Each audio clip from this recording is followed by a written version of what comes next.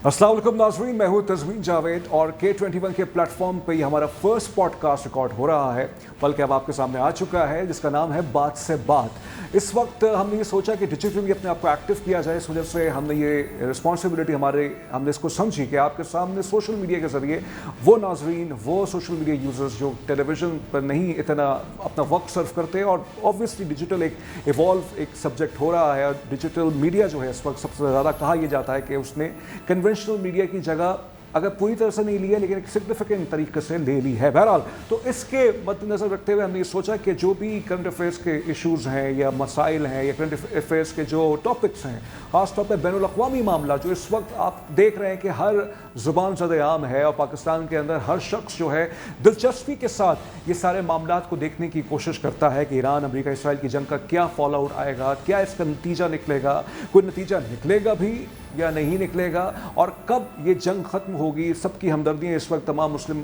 दुनिया की और मुसलमानों की ख़ास तौर पे। जिस वक्त हम ये पॉडकास्ट रिकॉर्ड कर रहे हैं, इस वक्त मेरे सामने डोनाल्ड ट्रंप साहब की प्रेस कॉन्फ्रेंस जारी है पेंटागन के अंदर, और वो गालिबन ऐलान करने जा रहे थे कि जंगबंदी के हवाले से, लेकिन अब तक जंगबंदी तो नहीं हुई है। गालिबन उन्होंने फिर से कह दिया कि एक रोज़ में हम ईरान को वही तबाह कर देंगे, ऑब्लिटरेट कर देंगे, या उनको हम पत्थर के ज़माने में पहुंचा देंगे। मुझे अपनी पेस को बहुत तेज़ रखना है क्योंकि 15 मिनट के अंदर मुझे इस पॉडकास्ट को आपके सामने बहुत सारी चीज़ों को जो है, आज जैसे आप मेरा प्रोग्राम खबर से तस्वीर तक इसी K21 के चैनल पे देखते हैं, उसके अंदर भी मेरी कोशिश ये होती है कि 2 सेगमेंट्स के अंदर 40 मिनट के अंदर 80 मिनट का हम प्रोग्राम कर लें। तो हमारे जो आज गेस्ट, उनको भी मैंने जहमत दी, उनको भी मैंने ये उनसे दरख्वास्त की है कि हमें थोड़ा सा पेस को अपना ज़्यादा भी रखना है ताकि आवाम तक सही बात पहुँचे भी और उन तक जो है सही तरह से डिस्कशंस को आगे लेके जाया जाए। हमारे साथ मौजूद हैं दानिश अनवर साहब, और ये आज हमारी पहली पॉडकास्ट है K21 के प्लेटफॉर्म पे। ये दानिश अनवर साहब एक सीनियर सहाफ़ी हैं, दिफाई तज्ज़ियाकार हैं, और बहुत से पुराने आर्काइव्स जो हैं अखबारात के, जो ख़ास तौर पे जंगों के हवाले से है या तारीख़ के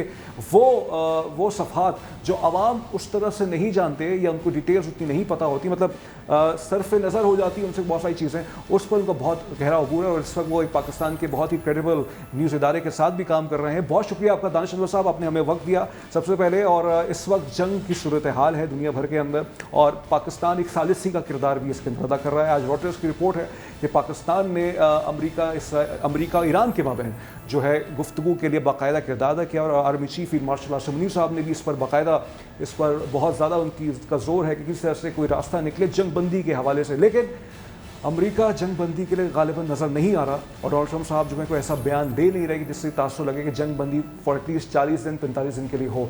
आपको लगता है मज़ीद चीज़ें गंभीर होती जाएंगी आगे? देखिए, उनकी ये जो जंग है ना, बेसिकली उनके अना का मसला लग रहा है।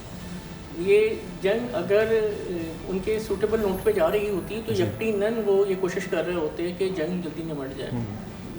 जंग कोई भी नहीं चाहता, कम से कम एटलीस्ट अमेरिका और ईरान तो बिल्कुल नहीं चाहते, लेकिन मसला उनका ये है कि वो जो मतलूबा अहदाफ हैं वो हासिल नहीं हो रहे। उनका एक बुनियादी मसला ये हुआ है कि ख़ामनेई साहब की शहादत के बाद उनकी ख्वाहिश थी कि अब जो है इस ईरान का जो निज़ाम है वो तिलपट हो जाएगा और वो फ़ौरन जो है ना रिप्लेसमेंट हो जाएगी, रिजीम चेंज हो जाएगी। सही, तो रिजीम चेंज तो नहीं हुआ ना? रिजीम चेंज क्या हुआ? वो निज़ाम तसलसल के साथ अपने जारी है। सही है, ठीक है, लेकिन रिजीम चेंज तो नहीं हुआ, लेकिन ईरान को तबाही तो बहुत मिली है या नहीं मिली? आप नहीं समझते कि वहाँ 2000 शहादतें हो चुकी हैं, और लेकिन हाँ, रिजीम अभी भी अपना वहाँ, या गवर्नमेंट उनकी जो है या सिस्टम जो है वो वैसा कायम है।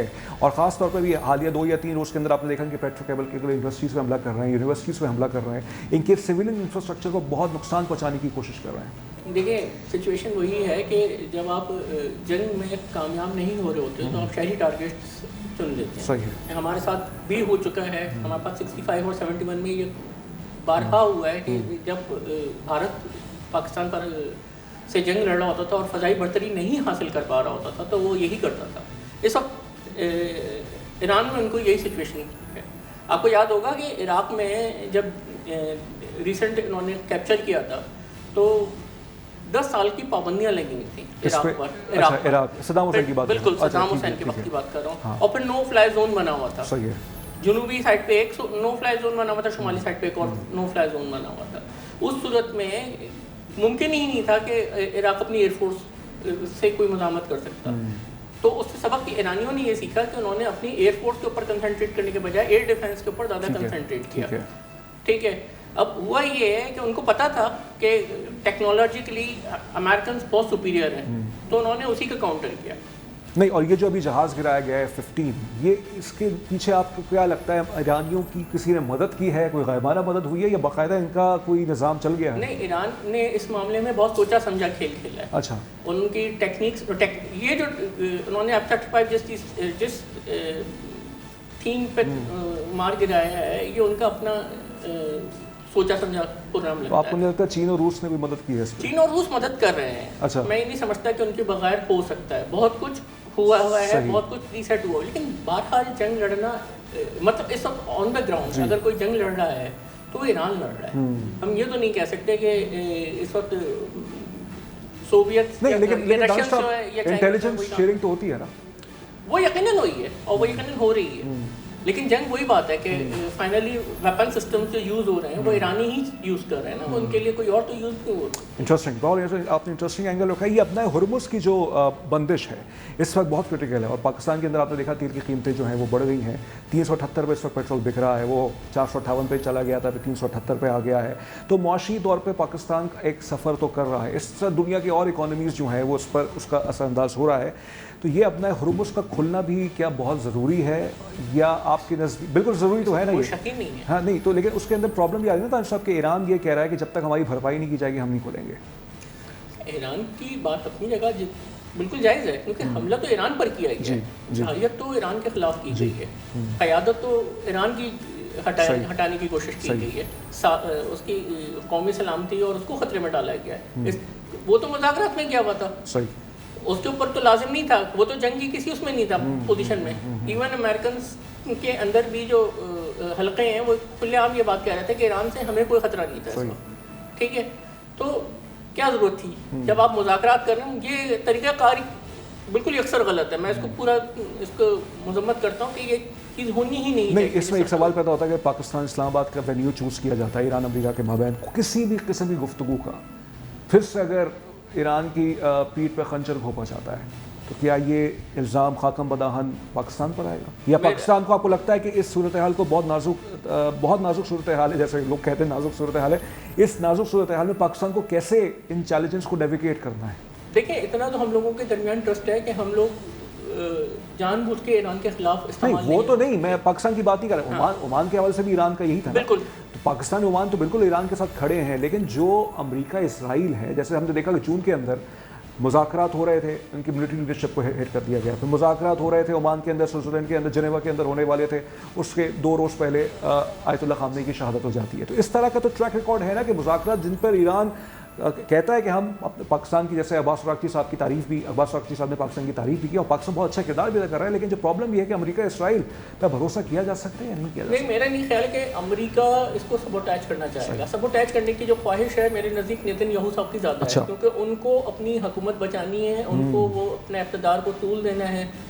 امریکہ میں تو الیکشن ہوں گے اور وہاں پہ امریکی عوام اس پہ فیصلہ دے گی کہ مجھے مڈ ٹرم الیکشن ہونے ہیں, جو اصل پریشانی بنی ہوئی ہے ٹرمپ کی, جو جس کی وجہ سے ٹرمپ اس جنگ کو کسی حد تک لانگ کر رہے ہیں. لیکن میرا ذاتی خیال یہ ہے کہ ان سے زیادہ ضرورت اگر کسی کو ہے وہ نیتن یاہو صاحب تھا. اچھا, نیتن یاہو کو ٹرمپ کو اگر ضرورت ہے اس جنگ سے نکلنے کی, وہ کوشش بظاہر ان کے بیانات میرے خیال سے 400 بیانات انہوں نے تبدیل کر دیے 35-36 ضلعوں کے اندر. تو اب سمجھ میں نہیں آتا ان کی کون سی بات کو سمجھا جائے, کون سی بات کو نہیں سمجھا جائے. ہمیں تو کبھی کبھار بہت محتاط زبان بھی استعمال کرنی پڑتی ہے, جس طرح کی وہ زبان وہ خود استعمال کرتے ہیں تاکہ کچھ لوگ ہم سے ناراض نہ ہو جائیں. لیکن سوال یہاں پہ پیدا ہوتا ہے دانش صاحب کہ ڈونلڈ ٹرمپ جو ہے وہ اس وقت فرسٹریشن کا بھی نظر آتے ہیں. انہوں نے حالیہ دنوں میں اپنے اٹارنی جنرل کو بھی نکال دیا. انہوں نے کچھ اطلاعات یہ بھی ہیں وہ کابینہ کے اندر ہی شفل کرنا چاہتے ہیں, کیونکہ پریشر بہت ان کے عوام کی طرف سے آ رہا ہے. اور ناظرین, آپ کو پتہ ہے ڈونلڈ ٹرمپ صاحب نے امریکی عوام کو جو اس جنگ کی مخالفت کر رہے ہیں ان کو فولش کہا ہے, یعنی احمق قرار دیا ہے. تو ٹرمپ صاحب کا میرے خیال سے ذہنی توازن کا مسئلہ ہے. جو سچویشن بن گئی ہے ان کے ساتھ, جو ان پہ مسلط کر دی گئی ہے, میرا نہیں خیال کہ وہ ایک جنگ پسند آدمی تھے.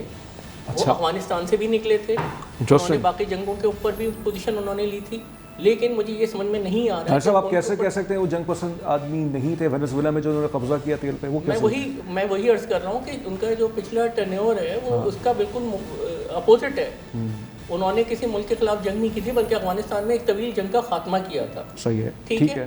تو ایک بزنس مین ہیں بیسکلی, اور بزنس مین نہیں, وہ تو بائیڈن کے دور میں ہوئی تھا نا خاتمہ. नहीं ऐसा नहीं। 2021 नहीं, मुज़ाकरात का अमल तो बाइडेन के दौर में शुरू हुआ है ना। देखिए मुज़ाकरात शुरू होना एक और बात है, लेकिन अगर आपको याद होगा कि वो आखिर वक्त जो टेक ऑफ वगैरह जो सारा हुआ था, तो बाइडेन की गवर्नमेंट थी गालिबन, आप इसको देख लीजिएगा। लेकिन बहरहाल तो उस सूरत हाल के हवाले से चलें, आप ये कह रहे हैं कि उनका एक ट्रैक रिकॉर्ड ये रहा है कि वो अमन के हवाले से, लेकिन इस वक्त वो फंसे हुए हैं, आगे क्या होने जा रहा है दानिश साहब? देखिए मैं एक नुक्ता हमारा रह गया हरमूज के ऊपर। जी जी ठीक है, हरमूज के ऊपर हम लोगों का स्टेट ऑफ हरमूज का जो एक मामला है उसमें सिर्फ में ऑयल का मसला नहीं है, वहाँ से फर्टिलाइज़र का मसला है, जो एक ग्लोबल इकॉनमी और गिनिंग इकॉनमी के ये बुनियादी तौर पे बहुत स्ट्रेटजिक वर्थ और वैल्यू रखता है। उसके मतलब वो बुनियादी खाम माल है जिसके बगैर बहुत कुछ नहीं हो सकता। अगर वो चीज़ बुनियादी मसला रहता है तो कैसे होगा? तो सिचुएशन ये है कि ईरान के फेवर में भी है, अमेरिका के फेवर में भी है, लेकिन इसराइल के फेवर में बिल्कुल नहीं। और खलीज ममालिक कहाँ खड़े हैं इस वक्त? खलीज ममालिक की अपनी ख्वाहिश तो यही है कि जंग ख़त्म हो जाए।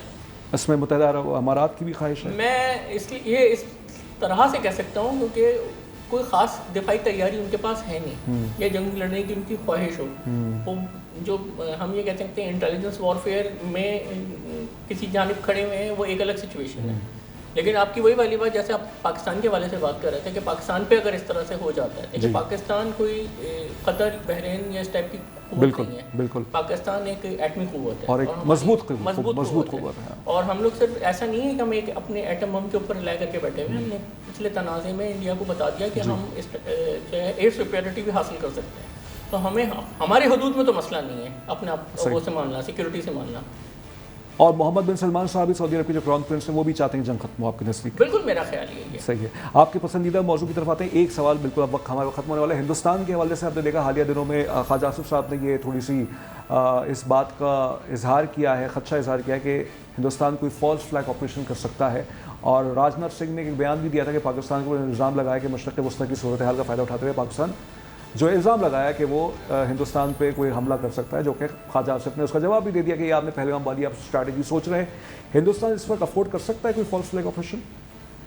देखिए फ़ज़ाई पॉइंट ऑफ व्यू से अगर देखा जाए, एयरफोर्स जो जिस तरह से हम लोगों ने उनको निकाला है सिचुएशन से, तो मुझे तो नहीं लगता कि सिचुएशन में इंडिया को सूट करता है, क्योंकि फ़ौजी तैयारी मुमकिन नहीं है। लेकिन फॉल्स फ्लैग अटैक अगर किया जाएगा तो जाहिर बात है कि उसके लिए अगर कोई तैयारी की हुई है जो पब्लिक नहीं है तो एक अलग बात है, लेकिन मेरा नहीं ख्याल कि इस वक्त मुमकिन है। हिंदुस्तान की हमदर्दियाँ इस वक्त इसराइल के साथ है आपके नज़दीक? हिंदुस्तानी असल में दोनों तरफ खेल रहे हैं। वो एक तरफ जो है वो ईरानियों का भी दम भरते हैं, जो कि उनको चाबार रिक्वायर्ड है, और वो जो है ना सीधी सी बात है कि इसराइल को ज़्यादा बात है, मतलब उनकी कंसंट्रेशन जो है वो इसराइल की तरफ है। बहुत शुक्रिया आपका दानिश अनवर साहब, आपसे थोड़ी सी मुख्तसर गुफ्तगू रही लेकिन मुफस्सल रही। ये पहला हमने सेशन आपके साथ किया है, हमारी खुशनसीबी है कि आप हमारे साथ पहले पॉडकास्ट में आए बात से बात तक। इनको मज़ीद भी हम ज़हमत देंगे इंशाल्लाह। इस सिलसिले को हम आगे लेके चलते रहेंगे आपके सामने। 15 मिनट 20 मिनट का हमने ड्यूरेशन इसलिए रखा है ताकि आप इस चीज़ों को समझें और आगे शेयर करें। जितनी छोटी चीज़ होती है, अब तो रील्स की दुनिया में आ चुके हैं हम लोग, गालिबन अपनी याददाश्त का भी हमारा नुकसान हो रहा है, लेकिन बहरहाल हमने इसको 15 मिनट तक के लिए रखा है और 15 मिनट के अंदर हमने कोशिश की है कि जितना हो सकता है उस चीज़ को कवर करके आपके सामने लेके आएँ। ये इंशाल्लाह चलेगा ये सिलसिला बात से बात तक का, और मज़ीद हम मेहमान को अपने पॉडकास्ट में K21 के प्लेटफॉर्म पे बुलाते रहेंगे। तस्मीन जावेद को इजाज़त दीजिए, अल्लाह हाफ़िज़।